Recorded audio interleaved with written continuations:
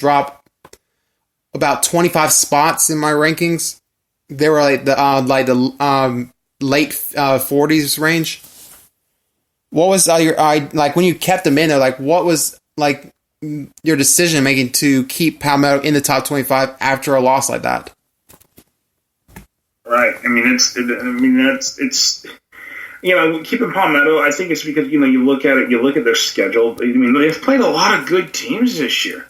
I mean, but the thing is, them losing to Tallahassee Lincoln. I think part of it was I think maybe Palmetto underestimated Tallahassee Lincoln in a way. Because, they looked at it maybe like, oh, okay, well, we don't have to worry about it as much because they were struggling. They struggled against Crestview on a Monday night. They're probably gassed out. And no, instead the Trojans beat the brakes off of them and sent them back to Manatee County with an L. It probably hurt. It probably damaged their pride a little bit. Don't get me wrong. It probably damaged their pride. It probably was like, hey, well, there goes an undefeated season down the toilet. It's one of those things, and I think, to be honest, it's probably set them back in reality. They got one more game this week, and now it's like, hey, it's going to be, it's going to be really interesting to see, what happens. But I think Palmetto's going to be a number one seed in their region because, they've won their district. They've done everything that they need to do, but it's just these games are going to happen. I think that's this kind of stuff is going to happen. So I did notice that Palmetto had a pretty huge lead of that one seed in the RPI, so they'll still be going in with home field advantage, likely over all the 6A South, as long as they can take care of business on Friday. I mean, that's exactly it. I also I noticed two 6A North teams that caught my attention. Escambia in the top 10, and then you had Gayfer at 23. Like, what have you seen with these two teams having that high? Because, until this past week, I wasn't sure what to think of Escambia, and I guess we'll find out where Gayfer truly stands on a state level on Friday when they face Armwood, which we'll get to later on. But what have you seen with those two so far? They've played really good football. It's just a matter of who else do I put in there. I think it's gonna. It's tough with the rankings. It's tough to figure out who goes where sometimes, and I'll say this: it's harder during the first half of the season than it is during the second half of the season who to put where.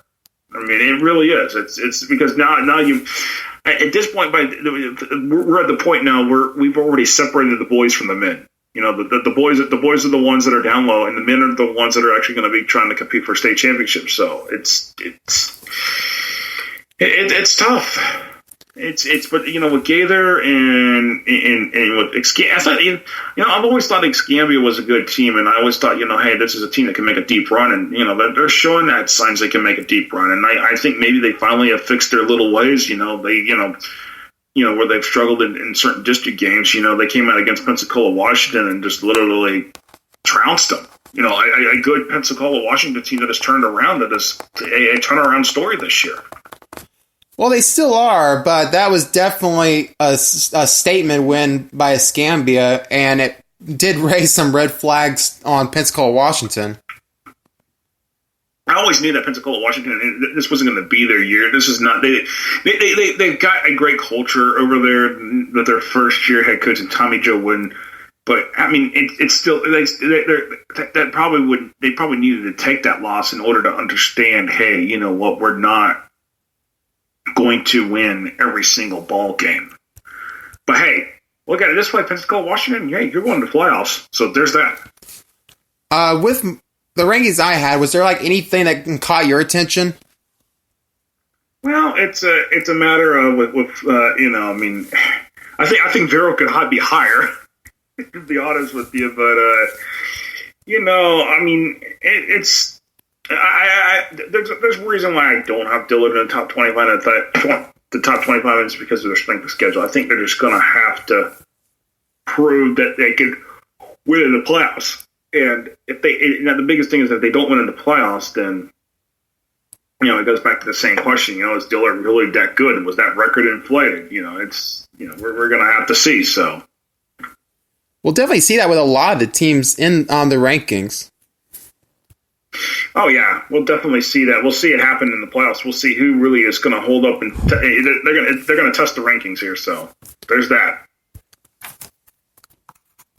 All right, and obviously with week 11 upon us now, we got a pretty good slate of games. To be honest, I guess we'll start early on with some of the North Florida games. This one caught my attention. Rains and Barton Trail. Pinko's had the projection of Barton Trail by 11.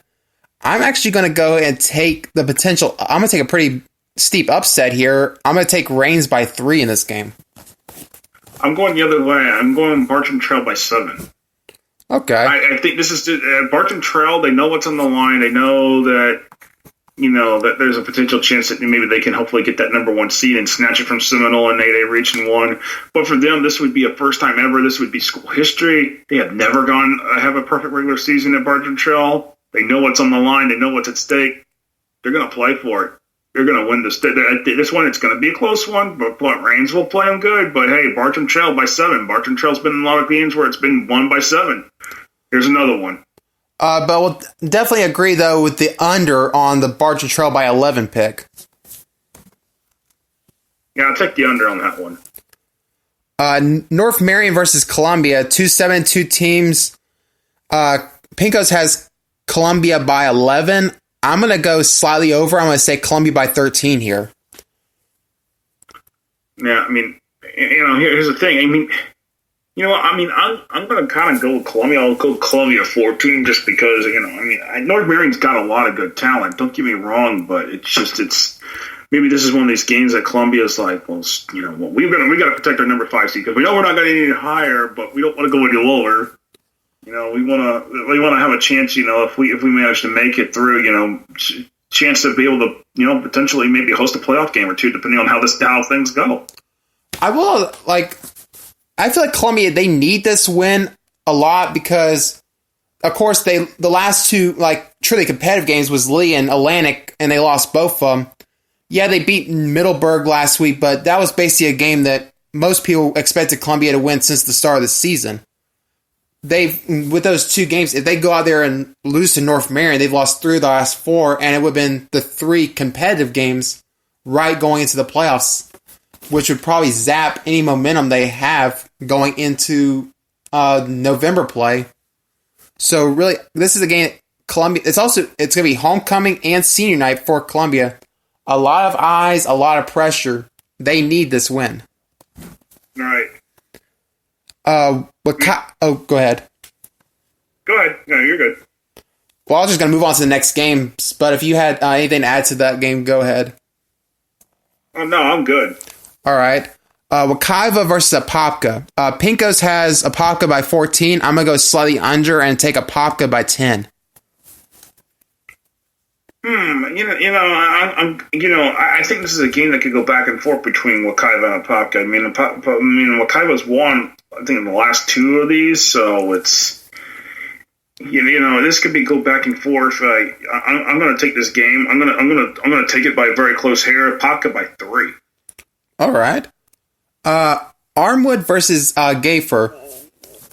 Pinko's has Armwood by 30 here. I'm going to take the under. I'm going to take Armwood by 24. Personally, though, I do feel if Armwood seriously goes out there and covers that spread in beating Gayfer by 30 or more, then it really does end up looking bad on Gayfer to be going into the playoffs with getting blown out by easily the only elite team they play this year. Mm-hmm. I mean, that's the thing. I say this: if it's a respectable game, it's when.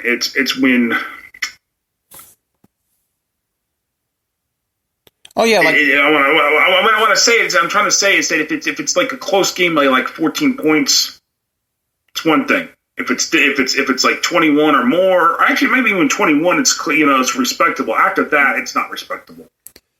So yeah, if Armwood covers that spread, it does look very bad for Gayfer, especially going to the playoffs and knowing that they're going to eventually have to face a team, maybe not at the level Armwood, but they're going to face someone that's within 30 points of Armwood at some point in that playoffs.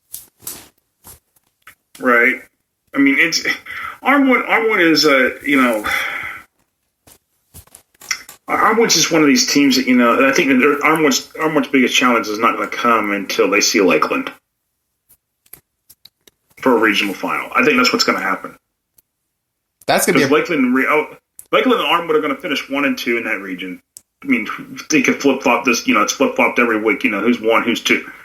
And if it's Armwood 1, if it's Armwood or Lakeland 2, both of them, they'll probably meet in the regional final, and that'll be a slobber knocker. Yeah, get ready, folks. You heard it here first. A slobber knocker. Yeah, it's so two of the top 5 teams in Florida going head to head. So with Armwood Gayfer, are you going to take over or under with that 30 points? I'm probably gonna take the under and then go 21. Okay. Coco Rockledge. Go ahead. I'm gonna take Armwood by 21 just because. All right. Coco versus Rockledge. This is going to be Brevard County, big-time rivalry. Pincos has Rockledge by 1, and we talked about this briefly, I believe, before we came on the air, or maybe right when we were getting on the air. It's kind of tough to place it, but Rockledge by 1, that is definitely a spread that I'm taking the over on, because even there's no even though I expect this to be a close game, that's way too close of a score for me to expect. I'm going to take Rockledge by 6 here. Wow. I mean, I'm going to take Rockledge by 14. I think Rockledge has it in them. They've done it before to Coco the last couple of years. They've kind of, it's been one of those things. Another matchup on down that far southeast coast area. Vieira and Vero Beach. Pincos has. Let's not even go there about Vieira and Vero Beach. They call this an Adidas Bowl. Seriously? Yes. I found that out today. The Adidas Bowl, because apparently both wear Adidas. No, I'm looking at that. I looked at your line. I know Pincos has got Vero favored. You want to take Vieira, but I'm taking Vero by 8. Okay. Give me a touchdown and 2 points. So you're going to take the 1 point over on the spread of Vero Beach by 7, and I don't know. I'm going to take the upset here. Vieira, they seem to have settled a bit after some early struggles. They seem to be building a lot of momentum heading into the playoffs. Vero Beach has had some very tight battles with some teams. American Heritage Delray, they had a close battle with. Treasure Coast, they went to overtime with. But they beat Chaminade Madonna 21-0, who was ranked number 5 when they beat them. So,